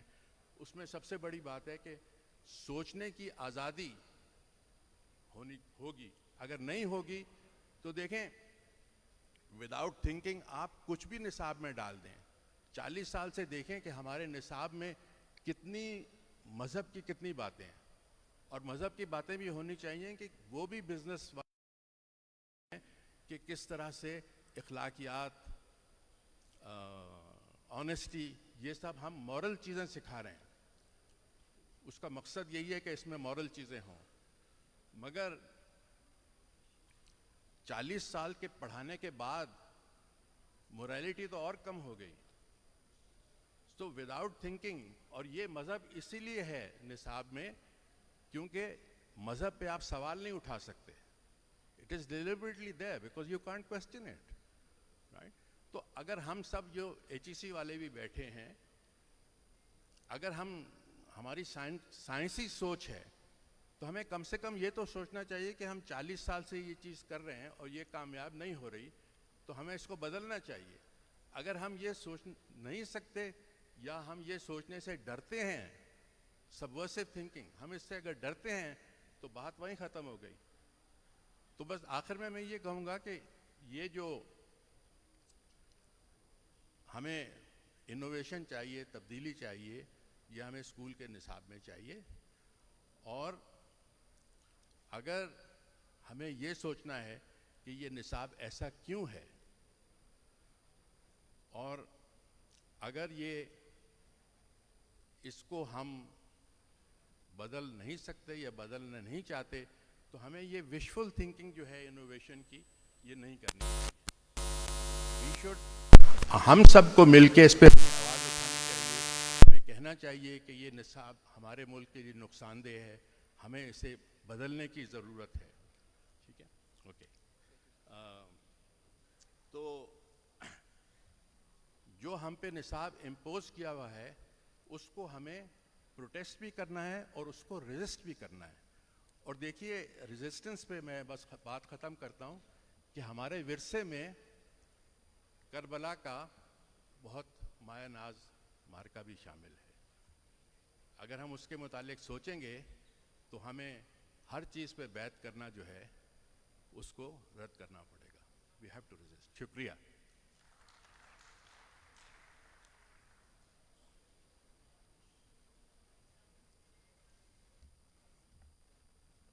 جی، اب میں دعوت دیتا ہوں ہمارے مہمان خصوصی آج کے ہمارے پینل کے پروفیسر ڈاکٹر اسد اریب کو. ان کا انٹروڈکشن اس طرح ہے. Professor Dr. Asad Arib, he was born in 1937 in Badaयूं, India. He is a distinguished scholar, author, and academic. He is also a lexicographer, conversationalist, and critic. He completed his MA from Oriental College in 1960, PhD from Punjab University in 1965 on the topic of juvenile literature in Urdu, a groundbreaking contribution in the subcontinent. His academic career spans nearly 4 decades, serving at institutions such as S.E. College, Bahawalpur, Emerson College, Multan, Government College, Lahore, Government College, Hyderabad, and Nabal, Islamabad. He's an author of more than 20 books on Urdu literature, religion, and poetry. His notable works are many, but I can name a few, such as Naqd-e Anis, Tehzeeb-e Gham, and Urdu Marsiye Ki Sarguzasht. Currently, he is one of the senior most PhDs in Pakistan. Dr. Asad Arib Sahab.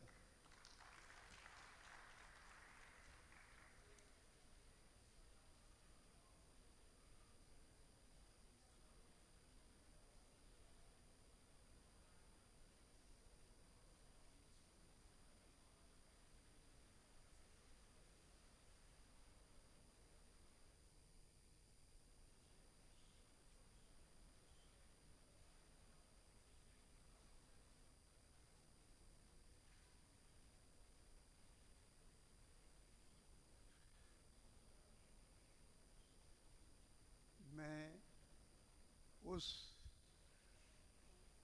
بھولی بھالی معصوم جماعت سے گفتگو کر رہا ہوں جو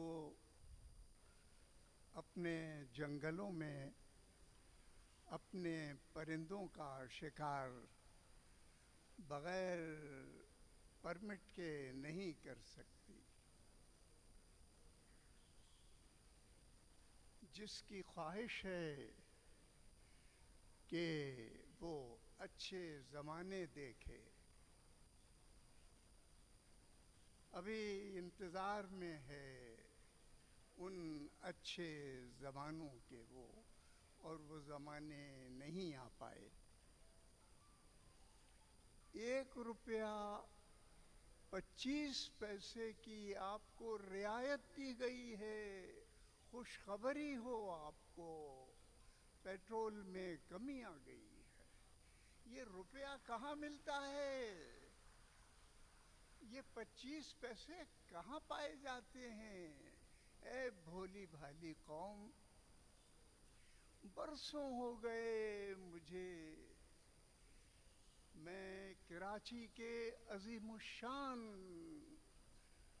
شہر کے غریب الحال قابل رحم ریلوے اسٹیشن کو دیکھتا ہوں، جی چاہتا ہے کہ کوئی اس شہر کے مطابق ریلوے اسٹیشن ملے، نہیں بن پاتا، وہی غریب الحال عمارت۔ میں اس قوم سے خطاب کر رہا ہوں۔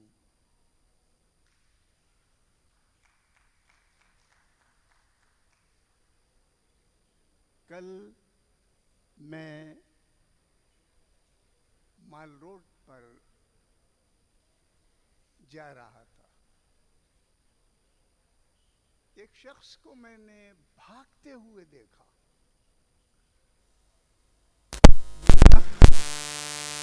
کیا ہوا تمہیں؟ کیوں بھاگے جا رہے ہو؟ کہنے لگا وحشت ہوتی ہے۔ بھئی یہ وحشت کیوں ہوتی ہے؟ بھاگے کیوں جا رہے ہو؟ کہا 74 سال سے لاہور میں رہتا ہوں،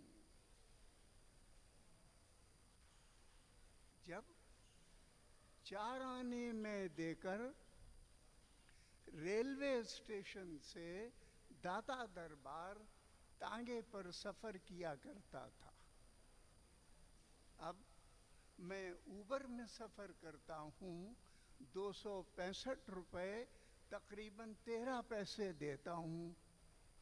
مجھے اچھے زمانے کی تلاش ہے، وہ زمانہ نہیں مل پاتا۔ میں نے کہا پھر یہ وحشت کیوں ہے؟ اس نے کہا کہ نظام تربیت میں خلل واقع ہو چکا ہے۔ ہر وہ شخص جو کہتا ہے وہ کرتا نہیں ہے۔ مجھے یاد آیا، تہذیب پر گفتگو کرنے والے لوگ تہذیب کی نمائندگی نہیں کر رہے تھے۔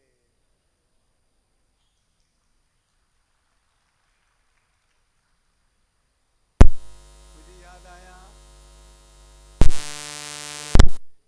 سعدی نے ایک بات کہی تھی کہ اے پیدا ہونے والے بچے، یاد رکھنا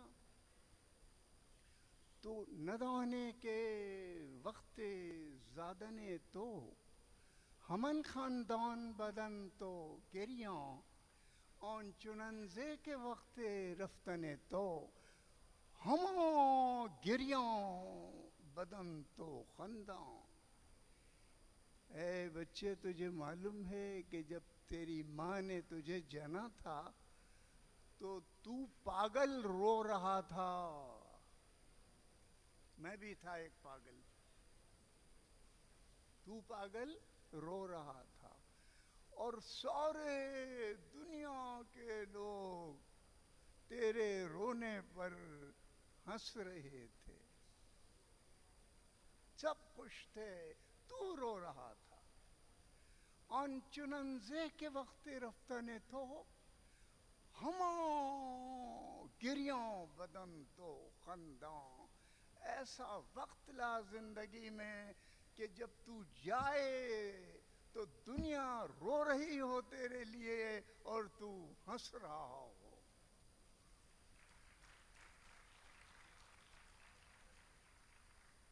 یہ نظام تربیت کا نتیجہ ہوگا. میں لاہور میں داخل ہوا. اے عزیزان لاہور،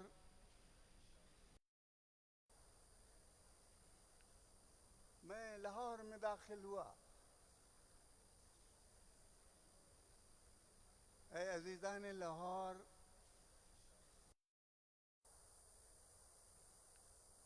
میں لاہور میں داخل ہوا. اے عزیزان لاہور،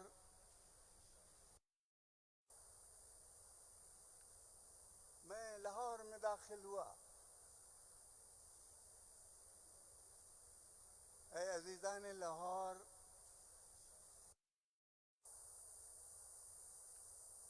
میں لاہور میں داخل ہوا.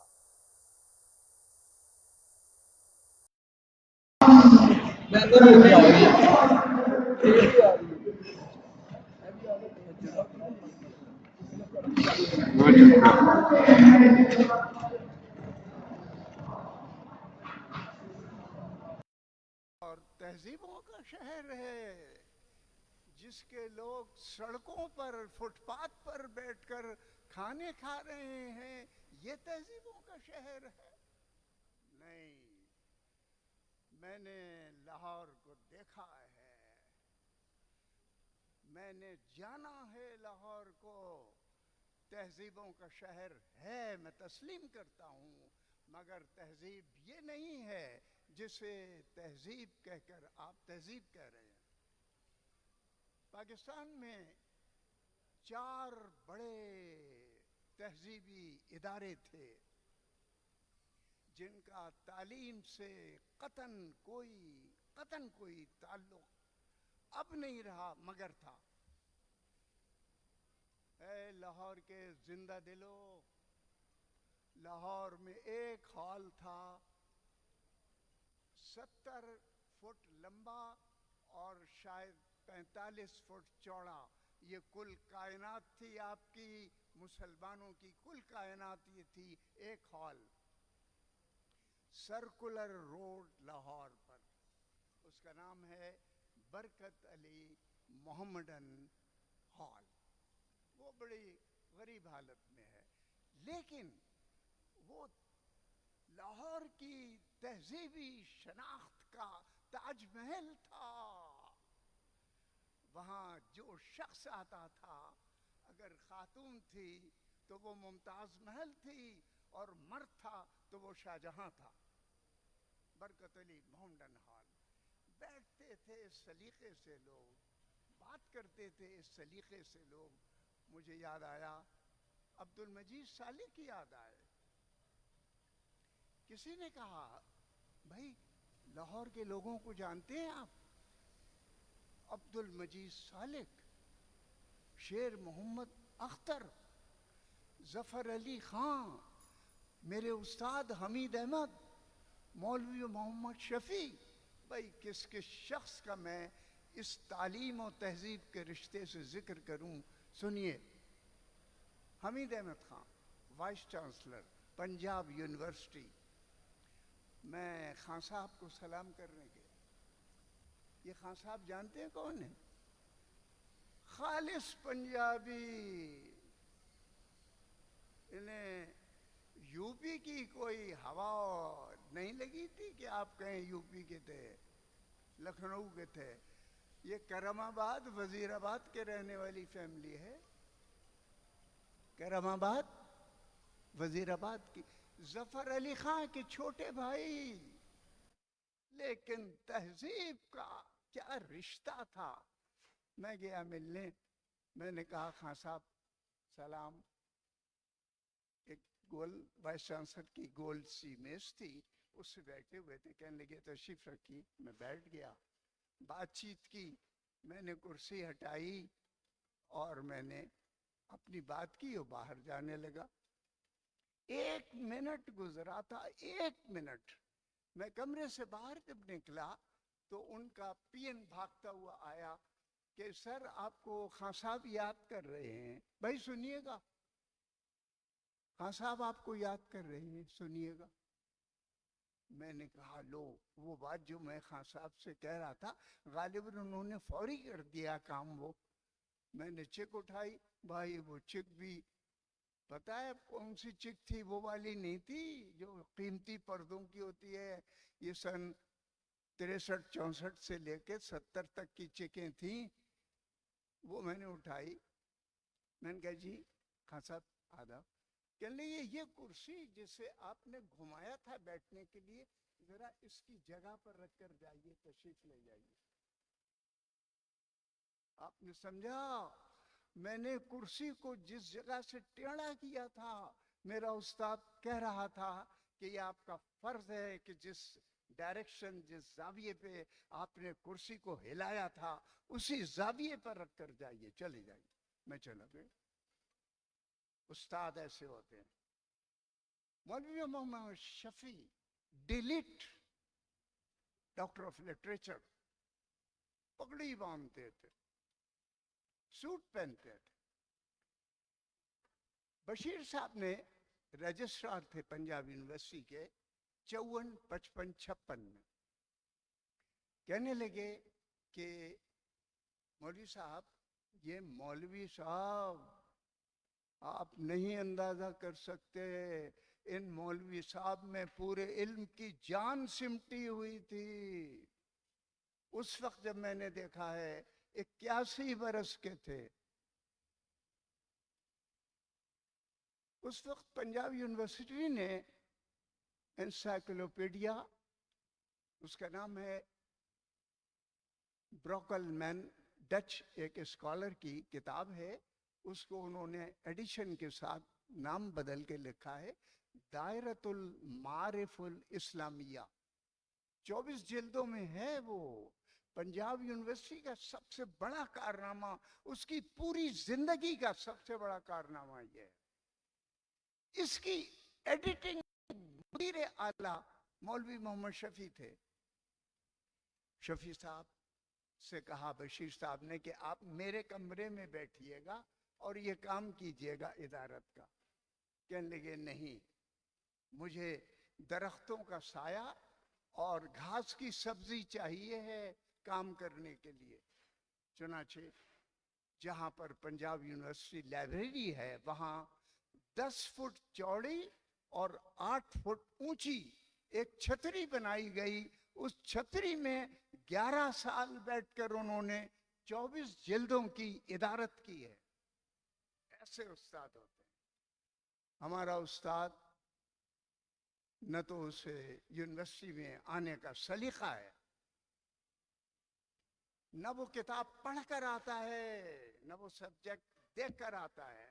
जो कुछ पढ़ चुका है बस उसने पढ़ लिया है। लेकिन मैं डॉक्टर अब्दुल अजीज मेमन को भी जानता हूँ। डॉक्टर अब्दुल अजीज मेमन अलीगढ़ यूनिवर्सिटी के अरबी के उस्ताद थे। पेशावर में भी आकर कुछ अरसे रहे। उनकी तालीम का निज़ाम बड़ा अजीब व गरीब निज़ाम था। वो कहते थे कि मैं टाट से पढ़ा हूँ, टाट स्कूलों से। भाई मेरे बच्चे, मेरी बहनें, मेरी माएँ, बेटे, टाट स्कूल का तस्वुर लफ्ज़ तो सुना होगा आपने। टाट स्कूल क्या है आपको नहीं मालूम है। टाट स्कूल की पहली पहली पहली शर्त ये थी कि टॉप क्लास तालिब इल्म जो था वो आगे बैठता था उस टाट के ऊपर, और जब स्कूल बंद होता था तो उसे लपेट कर बंद करके बड़ी कोठरी में रखना उसकी जिम्मेदारी थी। ये निज़ाम तरबियत था तालीम के साथ। یہ سسٹم تھا تعلیم کا. اب تعلیم میں صرف 45 منٹ کا ایک پیریڈ طے ہوا, اس میں بھی 5 منٹ ویٹنگ کے باہر کیے, اور دوسرے کمرہ اگر دور ہے تو 10-12 منٹ اس میں لگا دیے, اور 15 منٹ میں بعض جگہ حاضری لگائی. پڑھانے کا کام بہت کم ہے, بچہ جا کر ٹیوشن پڑھتا ہے. اب ساری تعلیم انسٹیٹیوشنل کی بجائے نان انسٹیٹیوشنل ہو گئی ہے. نظام تربیت میں سب سے لازم یہ ہے کہ آپ ایتھکس آف ٹیچنگ, تربیت کے تعلیم کی اخلاقیات کو شامل کیجئے, جو کہیں نہیں ملتی ہے. پاکستانی اسٹڈیز کیا مضمون ہے بھئی؟ پاکستانی اسٹڈیز کیا ہے؟ اسلامیات, میں جب سے پیدا ہوا ہوں میرے منہ میں انگوٹھا تھا. میری ماں نے میرا ہاتھ یوں کر کے کہا پنجتن 5, یہ کہا اللہ ایک, قبلہ.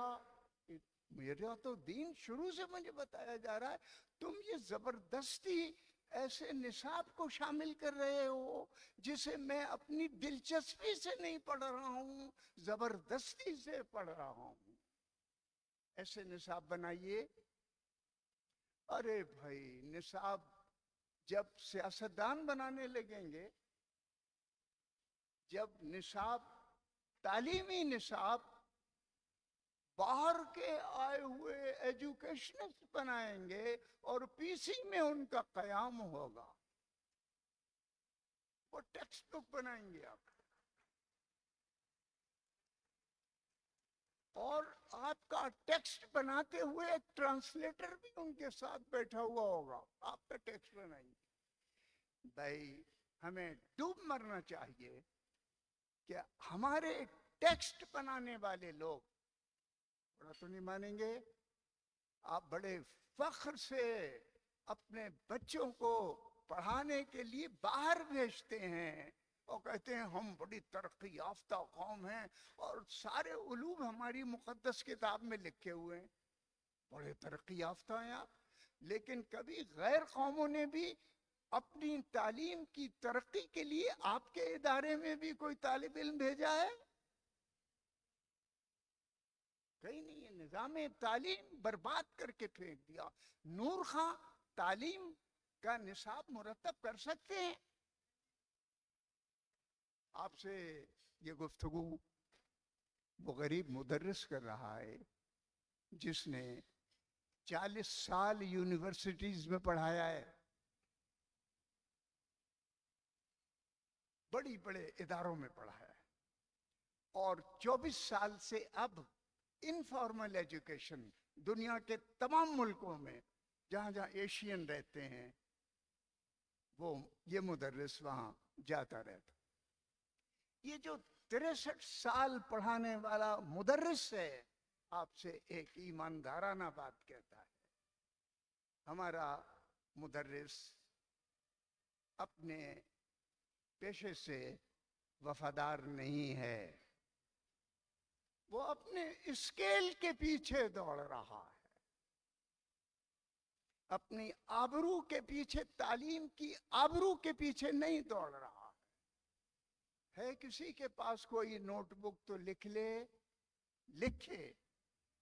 میں پاکستان کی ایک ایسی یونیورسٹی کو آج اس وقت تک جانتا ہوں کہ اس کے وائس چانسلر کا پی اے ایک پروفیسر صاحب ہیں اردو کے, جو پی اے کا کام کر رہے ہیں. اس کے یہ آبرو ہے استاد کی. تلاش کر لیجئے یونیورسٹیز میں, مل جائے گا آپ کو وہ استاد. یہ جو ابھی میرے دوست سرور کے نکاح میرے باپ کے دوستوں میں ہیں, بہت بڑا نامور وکیل تھا, اس کا یہ بیٹا ہے. یہ میں ایسے ایسے لوگوں کو جانتا ہوں کہ جنہوں نے زندگی کو ایک نیچی سطح سے اوپر اٹھایا ہے. استاد وہ ہے جو نیچے سے طالب علم کو اوپر لے آتا ہے. ہمارا استاد اوپر سے بھی کوشش کرتا ہے کہ وہ نیچے آ جائے. میرا موضوع تہذیب اور تعلیم کی رشتہ بندی ہے. اس میں چند باتیں کہہ کر میں آپ سے اجازت مانگوں گا. ان چند میں سے ایک بات یہ ہے، استاد کو ہمیشہ شاگرد سے گفتگو کرتے ہوئے اپنے وقار کو ایک طرف رکھ دینا چاہیے، فاصلہ کم کر دینا چاہیے. ہمارے ہاں علم کی محتاجی فاصلے کی دوری سے ہے. قریب آئے استاد. میں نے یونیورسٹی لیول پر دیکھا ہے بعض استاد طالب علم کے پاس آ جاتے ہیں. میں نے نجف، مصر، قاہرہ اور تہران کے بعض مدرسوں کو دیکھا ہے، وہاں ایک لفظ ہے درس خارج. درس خارج یہ ہے کہ طالب علم اتنا بلند ہو جاتا ہے کہ وہ استاد کے قریب آ کر گفتگو کرتا ہے. اس میں جو سچائی ہے وہ صرف اتنی ہے کہ استاد اپنے آپ کو شاگرد کے قریب کرے. استاد کے قریب شاگرد نہیں ہے، اور اس دوری کی ایک وجہ اور بھی ہے، وہ یہ ہے کہ استاد اپنے آپ کو افلاطون سمجھتا ہے. اب علم اتنا آگے بڑھ گیا ہے کہ اس افلاطون کے شاگرد ارسطو ہیں. ڈر کر اور بچ کر رہنا. اے استاد گرامی، ان ارسطوؤں سے ہر چند کے آپ افلاطون ہوں. شکریہ.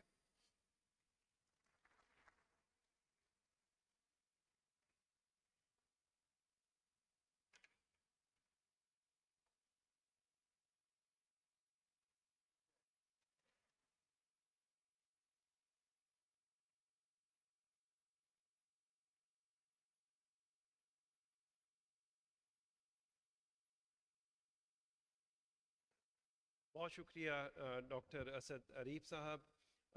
Ladies and gentlemen, we have limited time for Q&A. We have only 5 minutes. میرا خیال ہے زیادہ سے زیادہ 2 یا 3 سوالوں کی گنجائش ہوگی. Kindly raise your hand. The person with microphone will come to you. Please keep your question brief and also identify the person, the panelist to whom it is addressed. So this is your opportunity. Doctor صاحب کو. جی. I am Dr. Iyaz from FC University. My question is, our education system should encourage the participants to learn the respect for humanity. Unluckily, that is missing in our education system. So that is, sir, my observation. Anyone who is going to answer why it is missing and how we can incorporate in our curriculum.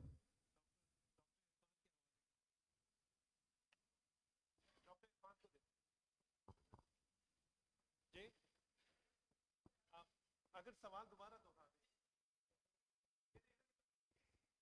Respect for humanity جو ہے, why the respect for humanity is missing in our education system? Why is respectful humanity missing in our education? Thank you, Dr. Sir, for the question. دیکھیں, علم کو جب پیسے کے لیے حاصل کیا جاتا ہے تو پیسہ رسپیکٹفل ہو جاتا ہے, علم نہیں ہوتا. تو جو ہم علم نہیں حاصل کرنے آتے درس گاہوں میں, we are not coming for education, we are coming for career and future benefits. That's the reason. اچھا, ڈاکٹر اسد عریف, آپ سے میرا سوال ہے, اگر آپ اجازت دیں. ڈاکٹر صاحب کو دے دیں. اچھا حضور, آپ نے کوتاہیاں تو تعلیم کی, نظام تعلیم کی, ان کی نشاندہی آپ نے فرما دی. اب کوئی ایک آدھ حل بھی تجویز کر دیں کہ اب ہم کیا کریں, یا ہمارے جیسے لوگ جو بیٹھے ہوئے ہیں تعلیمی اداروں میں, اب کیا کوئی امکان موجود ہے یا نہیں ہے؟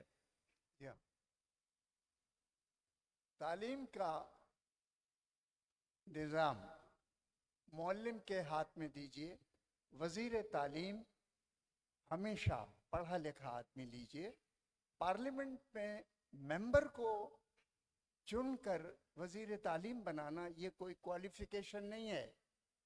क्वालिफिकेशन ये है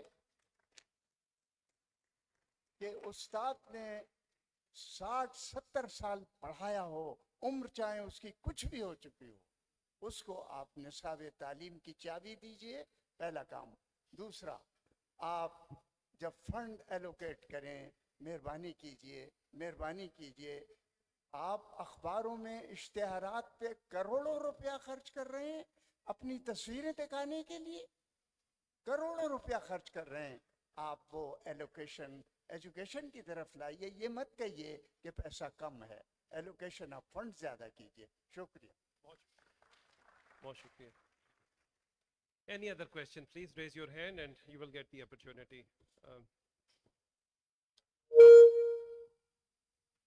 डॉक्टर अंजुम अल्ताफ, ये डॉक्टर अंजुम की तरफ अगर आप ले जाएं जी माइक्रोफोन को।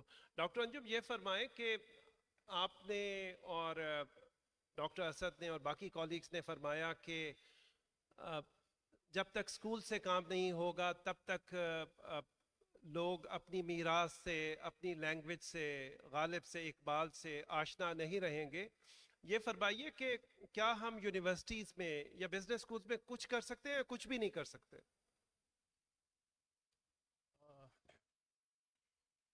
देखिए, मार्जिन पे तो हमेशा कुछ ना कुछ हो सकता है, मगर इफ़ेक्टिव क्या होगा वो अब मुख्तलिफ चीज़ है। उसके लिए जो मैंने आपसे वो फ़ारसी का वो कहा था, उनका प्रोफेसर की बात, कि ईरान में हर बच्चा जो है उसको सादी और हाफिज़ और फिरदौसी ये सब चीज़ों के मुतालिक मालूम है, क्योंकि वो स्कूल से पढ़ते हुए आते हैं। तो जो उन्होंने कहा कि हमारे बच्चों को क्रिकेट का तो हर चीज़ मालूम है, लेकिन ये इकबाल और गालिब मालूम नहीं है। तो कॉलेज में आके अगर आप उनको ये बताएंगे तो वो बाकी चीज़ों की तरह 5-6 महीने में भूल जाएंगे, उनके जहन में नहीं रहेगी। इसकी मैं आपको ये मिसाल देता हूँ कि विरासत के साथ जुड़ा होना हुआ बचपन से कितना ज़रूरी है। कि आप अगर कभी गलियात में जाएं, वहाँ पहाड़ियों पे देखें बच्चे वो कितनी तेज़ी से ऊपर नीचे जाते हैं। अगर आप किसी 18 साल के बच्चे को 5 महीने माउंटेन क्लाइंबिंग करके कहें उनके साथ जाके चलो, तो वो उनका बराबरी नहीं कर सकता, क्योंकि वो बचपन से वो चीज़ करते हुए आ रहे हैं। आप एक 6 महीने में नहीं कर सकते। बहरहाल कुछ ना कुछ असर ज़रूर होगा, उनमें से कुछ 2%, 5% कुछ शौक हो जाएगा गालिब का और इकबाल का, और वो पढ़ लेंगे, मगर इफेक्टिव नहीं होगा। बहुत शुक्रिया डॉक्टर अंजुम। वहाज साहब, अगर एक सवाल मैं आपकी तरफ अगर डायरेक्ट करूं, मेरे साथ अक्सर मसला ये होता है वहाज साहब कि अगर गलती से मुझसे एग्जेक्टिव एजुकेशन में या बिजनेस की क्लास में अगर कोई एक आध इकबाल का या गालिब का शेर सरजद हो जाए तो अंग्रेज़ी में तर्जमा करके बताना पड़ता है कि कहा क्या है। तो आपने तो पूरी मुसद्दस से हाल ही पढ़ दी, तो एम्प्लॉइज़ को कैसे समझाते हैं कि ये आप कह क्या रहे हैं? आई थिंक ये आपका बहुत प्यारा क्वेश्चन है, लेकिन मैं ये करता हूँ कि जो शायरी मैं समझता हूँ वो शायरी की जिसमें आप शेर पढ़ के उसका तर्जमा बताना पड़े ना, वो मुश्किल शायरी। तो मैं तो एक्चुअली आसान शायरी पिक करता हूँ। तो मुसद्दस आली मुझे इसलिए बहुत प्यारी लगती है कि वो बहुत इजी है, मतलब वो बच्चों को भी बगैर तर्जमा किए समझ में आती। और एक चीज़ जो एक्चुअली मैं कहना चाह रहा था कि स्ट्रेटजी क्या होनी चाहिए कि अब हम इसको इम्प्लीमेंट कैसे करें। तो मैं समझता हूँ सोशल मीडिया की जो पावर है इसे लीवरेज करने की ज़रूरत है। यानी जो सारी जो यूनिवर्सिटीज़ हैं कंबाइंड पाकिस्तान की, इनके अगर से 1 लाख फॉलोअर्स भी हो ना ईच यूनिवर्सिटी के, तो तकरीबन ये 25 मिलियन की मतलब ये फॉलोअरशिप बनती है पूरे पाकिस्तान। यानी 1 लाख फॉलोअर ईच यूनिवर्सिटी के। और कुछ यूनिवर्सिटियाँ ऐसी हैं, यूसीपी है और नस्ट है, कि जिनकी फॉलोअरशिप 3-3, 4-4, 5-5 लाख में है ऑलरेडी।